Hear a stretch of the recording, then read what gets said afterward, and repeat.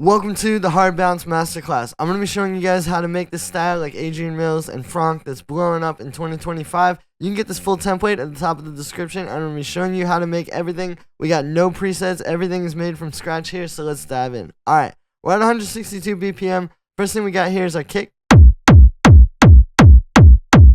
So, this kick's got quite a bit of processing on it. It started as this.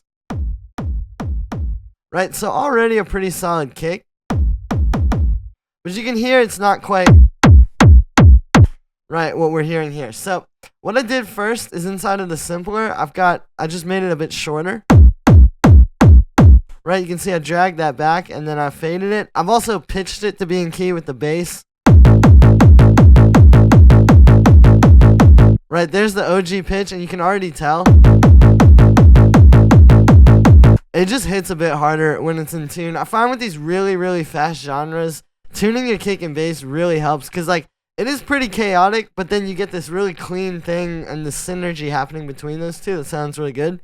Then I use the filter method, which is where you take a low pass filter and you bring it down, but then you put the envelope on it like this. It's great because this is built into Simpler and Ableton. Right, and now we have a lot cleaner kick because if you listen, like, you know, it's just a bit tighter. You can even play with the decay on that one. You can bring the frequency up. It's really on you. But from there, I got this roar. Right, and you can hear when I bring it in, it brings a lot more punch to the kick, and it just makes everything hit a lot more. And it kind of brings out more of that, like, clickiness, right? So the secret to this is basically you're going to not touch the lows. You're going to bring the low band up way higher because by default, it's like that, where it's going to be, like, even if you distort the mids, it kind of messes up your bass. So you're going to bring the lows up somewhere around there. It really depends every time. But essentially, this is just telling it that the mid frequency is only really going to hit, like, the mids and the mid highs.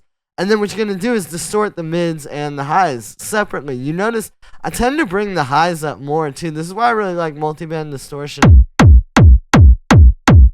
But yeah, so we got that. You can play with the different shapers. I find the soft sine to be really good. You can also play with the filters here too, but sometimes, you know, like for this kind of method, I mean, the filter's right down here.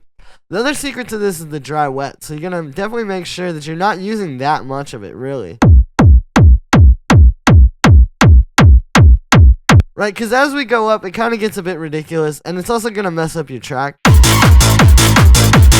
Right, like it kind of just takes over the whole track at that point. So just blending it. You can even do more than this, but it's really important to blend that.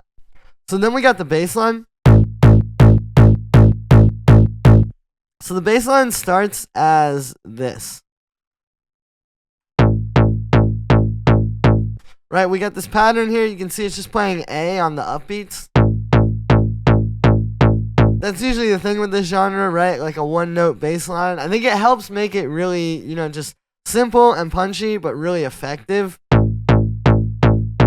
It's this wavetable thing where I've got a saw wave, which is being shaped, so you can kind of hear it. It's like this. This could honestly be cool, too. As a bass, maybe if you turn up some of the low end. But yeah, I basically just got this saw wave. The pulse width is brought down a little bit. And then I got this modern sweep. And these wavetables can be cool because if you drag this around, you find like more or less bass. Right? Like it's not just in the mids and highs. It also kind of has different bass responses, which then when you're blending it with a saw wave or a square wave, right, you can kind of get like whatever you weren't getting from the saw wave and just really like make it a bit fatter. Then there's a low pass filter with an envelope on it. Right, and it's the same one as the amp too, so that we're getting a very tight sound because literally the amplitude envelope and the filter envelope are the same. Again, with the really fast stuff, having this like kind of tighter and more simple works best. I've also got a little bit of a pitch envelope to give it some attack, so it's a little bit more like of an attack there. Then we got this audio effect track where I actually made my own multiband distortion. Yeah, you can hear it. This shapes the sound quite a bit because what I'm doing is I'm also bringing up the lows. Like, as you can hear, yeah, it just really brings out that low end in the sound by literally just boosting it. So we're doing this with EQ3. It's an EQ3 on the highs, on the mids, and then the lows. You can see the lows are not distorted, and then the mids and highs got their own distortion, right? So it's a good way of doing that as well. You know, you could do this or you could do roar. In this case, I just like the way that this sounded, and I wanted to show you guys a little more in-depth method to it too. The other thing here is that I've mapped the dry wet on these distortions to this dry wet here, and if we show like the mapping, you can see there's actually a bit of detail work. Like the overdrive doesn't go as hard, so it all like, right, you can turn that up and it just works where it needs to work. You can get this also in the template at the top of the description. I get this auto pan here, and that's just a volume shaper, right? So it makes it bounce off the kick, right? Because without it, it's kind of bleeding into the kick.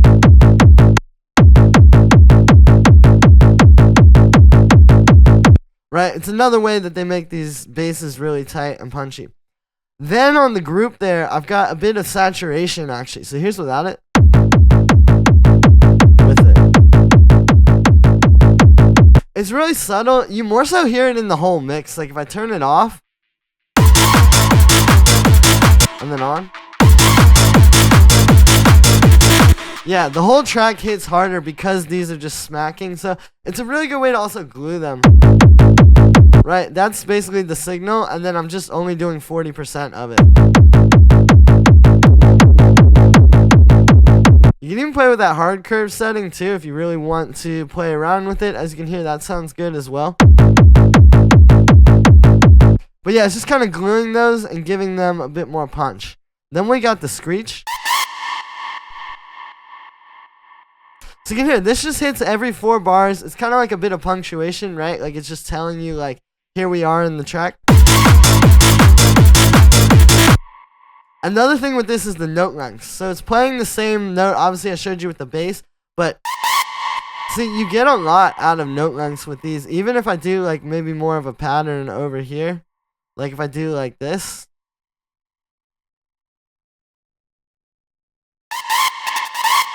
Right, so you see, like, playing with the note lengths on these screeches is cool because it's interacting with the patch. You have this, like, pitch envelope going, which I'll show you in a second. So when you do a long note, you really hear that. But if you do a short one, it's just like this kind of weird screechy thing, right? So you can really play around with that, and definitely these tracks do. This is 2 saw waves. They're just super detuned. Like, it's really not that complicated, but it's just really detuning them. I have those. Literally, one is 100% as far as it can go in one direction, and then the other one is as far as it can go in the other direction. Plus, I've got noise unison with all 8 voices. You can even turn up more amount if you really want to go crazy.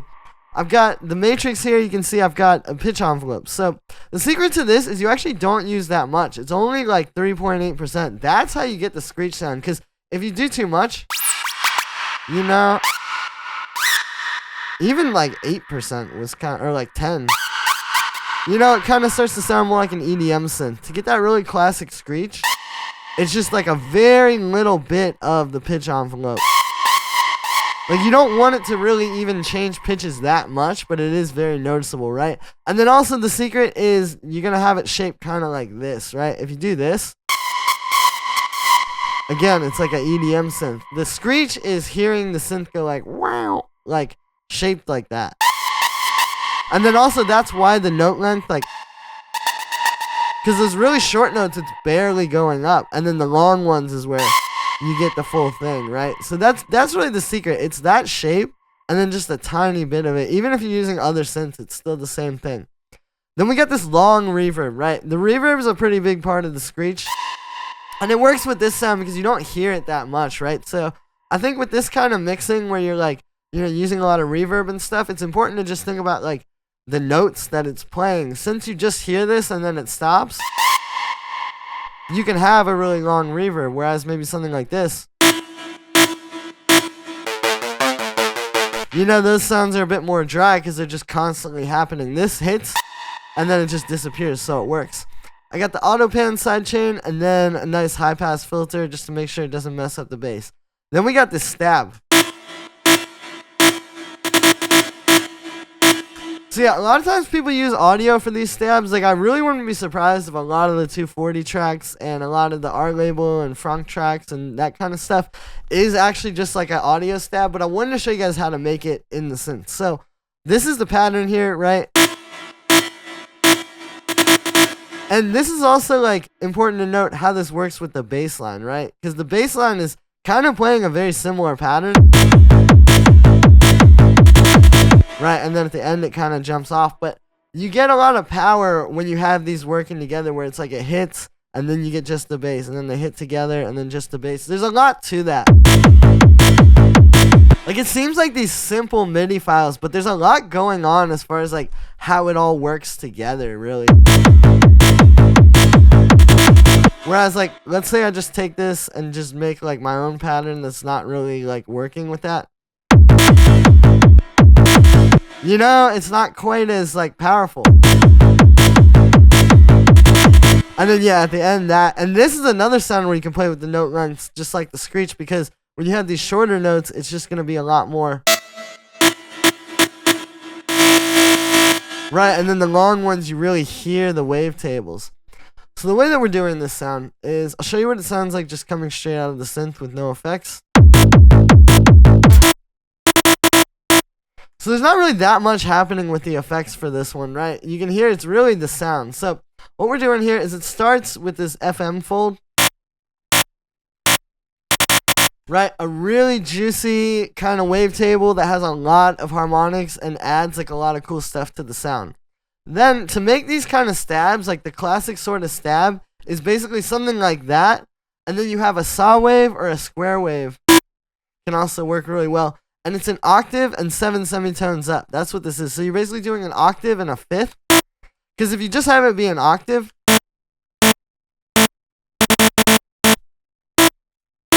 right, the magic is that sort of like organ thing where you have the fifth as well.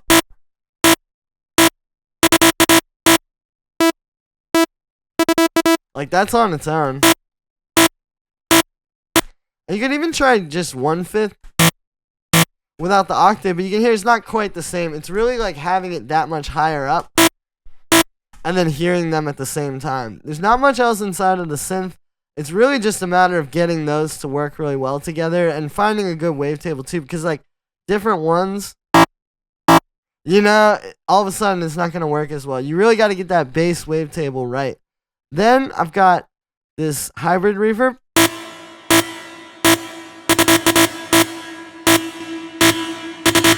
A bit of drum bus as well. So it sounds like a lot of reverb, but then we have this really heavy auto pan shaper. And suddenly the reverb becomes part of the sound, but it's not like so in your face, you know, because you're hearing the hits and they fit into where like the shaper is not cutting out the volume, right? But the reverb is getting cut out a lot. Again, it's simple sounds with a lot of consideration for like how this stuff is all working together. And then a high pass filter at the end. So then we got this lead.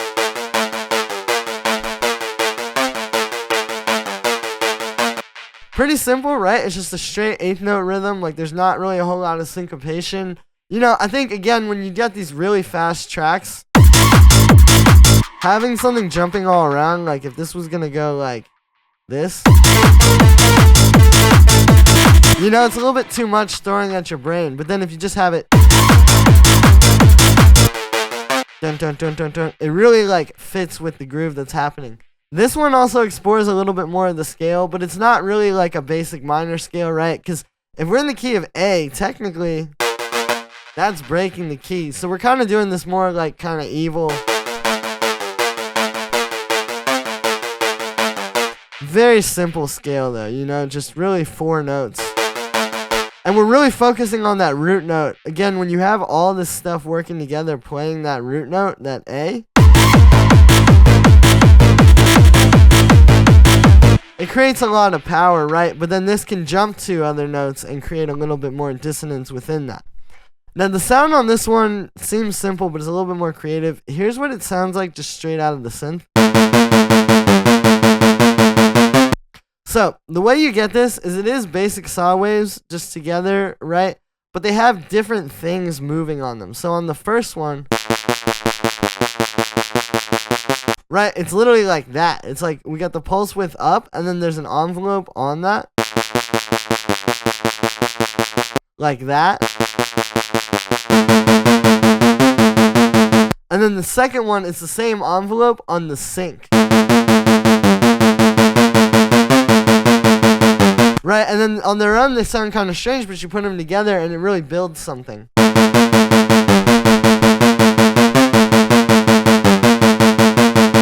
Then I got a bit of chorus, which I think was important because you do have a lot of like main synths here already, but then this kind of spreads this out. See, it's like way less down the center. And it puts it more in the left and right ear without messing it up. Like this would still work if you, let's say the club system is in mono, you would still hear this, but it does still help the mix. And even in mono, it still would kind of help put it in a different spot from everything else. I'll show you in the whole mix in a moment. It really helps. We got this delay. You barely hear it, but it's just a little bit more movement. Auto pan, sidechain, and then a high pass filter. But yeah, as far as the mix goes, like if you hear this stuff, I'll just play the whole track. Now check out without the chorus. It's way more buried. You can't really hear it as well. And then you bring this and it's like spreading it out. And all of a sudden it sits in a different place. Again, even in mono. So then we got our drums, starting with this open hi-hat. Now this seems simple, but there's actually a lot of technique going on here. First of all, I pitched it, and this isn't about pitching to like tune it, but check out what happens if it's just the default pitch.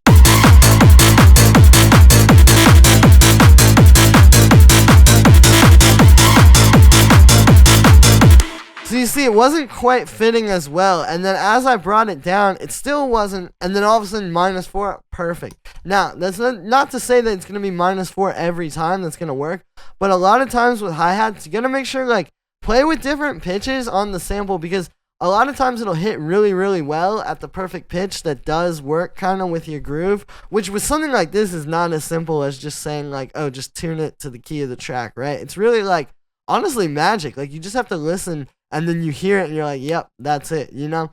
The other secret to this is this amplitude envelope. I've shown you guys a little bit this before, but basically like the default.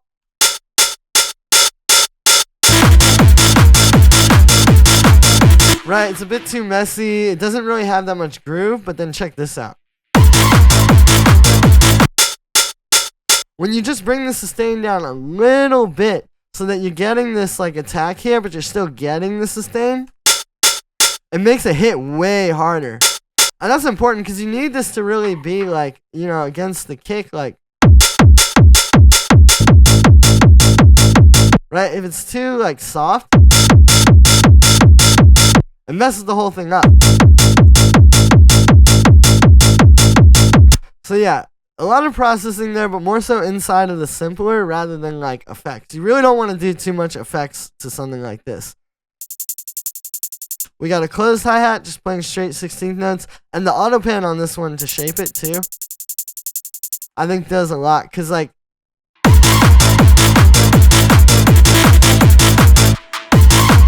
right, that's another one that just needs to fit into the mix perfectly. Plus I got this little hi-hat.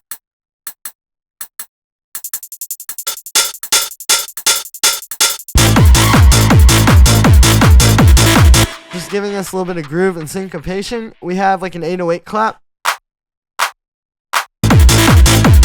And yeah, I noticed that like with a lot of these tracks, you know, there's definitely a lot of hard techno out there where it's like the clap with a bunch of distortion and you do a bunch to it. But with these tracks, I've noticed they're using more so just like these smaller, just simple drum machine claps and just turning them up properly.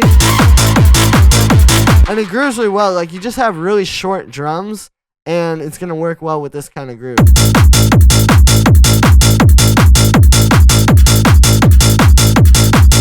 Then we got the rave loop. Now, I made this rave loop from scratch. And I'll turn off the group processing and just show you one by one. So it starts with a bit of a shaker. This was some live percussion that I processed down. Like I just took a very short section of it. Literally just that, just a half note. And then consolidated it like this, right? And then just looped it. And then dragged it over.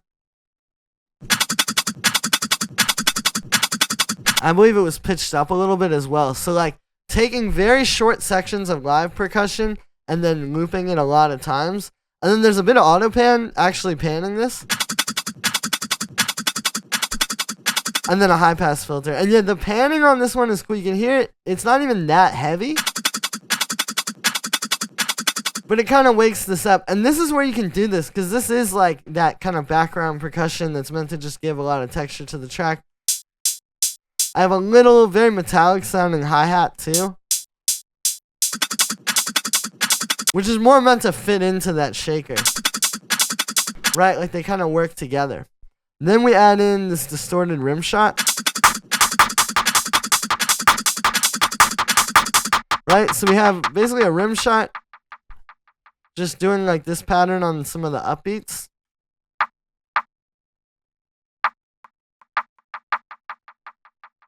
And then I gave it a little bit of echo on quarter notes. You can hear it gives it a nice groove. And then you distort that with the echo, because you're just going to get a bunch of texture kind of pulled out by the overdrive. And then even a little bit of drum bus, which just really brings out the echo.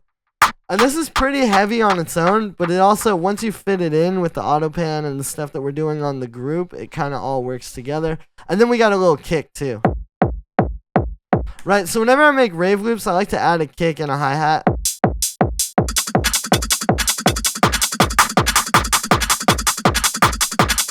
Because really, what the rave loops are, like the ones that you guys hear in a lot of these tracks, they basically took house loops, like, you know, either from sample packs or sampling from the beginning of tracks, and then pitched them up and processed them a bunch.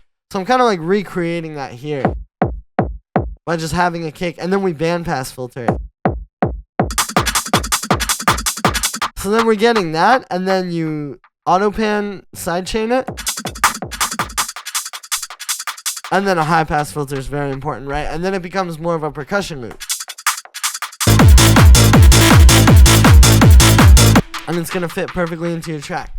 So that's it for this one, guys. That's the hard bounce masterclass. Make sure to like this video as well as subscribe. And let me know if you want to see more of these hard bounce classes or more masterclasses in general on this channel.